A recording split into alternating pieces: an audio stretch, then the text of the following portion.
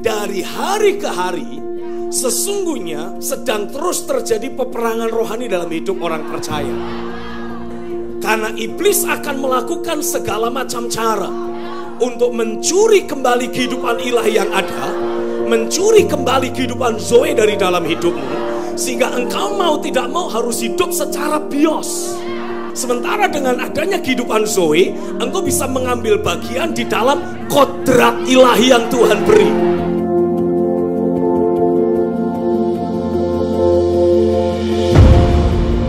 Jadi awalnya itu saya ada benjolan di badan saya. Benjolannya itu ada di dalam kulit. Dan benjolannya itu dia lembek seperti balon air. Awalnya saya nggak berpikir macam-macam. Itu cuma sesuatu yang biasa, mungkin entah kepentok, memar, dan lain sebagainya. Terus benjolan itu semakin besar. Ketika benjolannya semakin besar itu saya mulai khawatir. Suatu saat itu saya melihat ini kok benjolannya tumbuh keluar dan mulai sakit. Nah, semakin lama benjolan di luar ini semakin besar.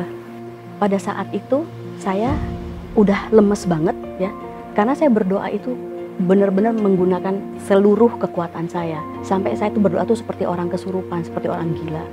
Dan sampai pada satu titik di mana saya tuh udah mau menyerah.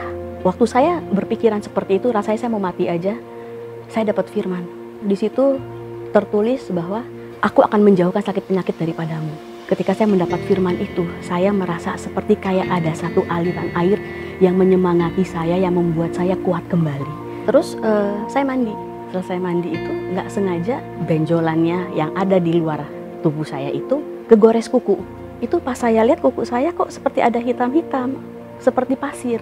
Saya pikir ini, aduh apalagi ini? Bukannya saya baru mengalami kemenangan, kok ada lagi kayak begini? Akhirnya saya korek aja, saya pikir udahlah. Sampai akhirnya pasirnya sudah berkurang banyak, saya lap dan benjolan itu hilang, lenyap begitu saja.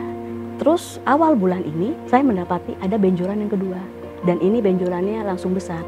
Saya itu udah nggak terlalu kaget sih sebetulnya. Jadi iblis itu menggunakan taktik baru tuh, seperti seakan-akan ditanya, katanya Tuhan baik. Kok Tuhan izinkan penyakit ini terjadi sama kamu? Dulu mama kamu sudah pernah mengalami ini loh. Kenapa sekarang anaknya harus ngalamin? Dulu mama kamu mati muda loh. Berarti kamu juga akan mati muda. Kan kamu ada keturunan kanker. Itu pikiran itu terus diulang. Sampai suatu saat itu saya PG.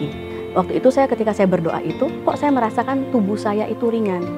Dan saya juga mendapatkan satu firman. Tuhan bilang, Tuhan akan memberkati roti makananmu, air minumanmu, dan menjauhkan semua sakit penyakit daripadamu. Kalau yang namanya menjauhkan sakit penyakit, berarti sakit penyakit itu nggak pernah deket, nggak pernah ada, dan tidak seharusnya ada. Firman itu terus saya ulang-ulang. Saya betul-betul merasakan satu sukacita yang nggak bisa dijelaskan dengan kata-kata. Saya merasa seperti kayak ada satu aliran air di dalam diri saya, dan itu memberikan saya sebuah kekuatan. Jadi selama PG itu, dengan penuh intensitas seperti itu, saya nggak merasakan kelelahan. Saya terus mengkondisikan diri saya untuk melihat apa yang seharusnya terjadi dalam hidup saya. Nah, waktu itu sudah 1 jam 45 menit, Pak Nata bilang, minimal lah, ada satu kemenangan yang terjadi hari ini. Nah, setelah itu saya pergi ke toilet. Terus saya iseng saya cek, ternyata benjolannya kempes. Yang tadi benjolannya besar, itu kempes. Saya pulang, saya cek lagi. Ternyata benjolannya udah nggak ada. Saya cek kemana-mana, saya pencet-pencet, saya tusuk-tusuk semua. Nggak ada, benjolannya lenyap, betul-betul hilang. Kita tidak ditakdirkan hidup dalam kesedihan. Tuhan tidak menetapkan kita hidup dalam kelemahan, emosi negatif, lemah, tak berdaya, tanpa kuasa. No. Itu bukan engkau. Engkau adalah anak sang raja. Tuhan mengendaki sukacita, damai sejahtera, kekuatan, kuasa, otoritas, roh yang berkemenangan terus ada di dalam dirimu. Teriakan haleluya.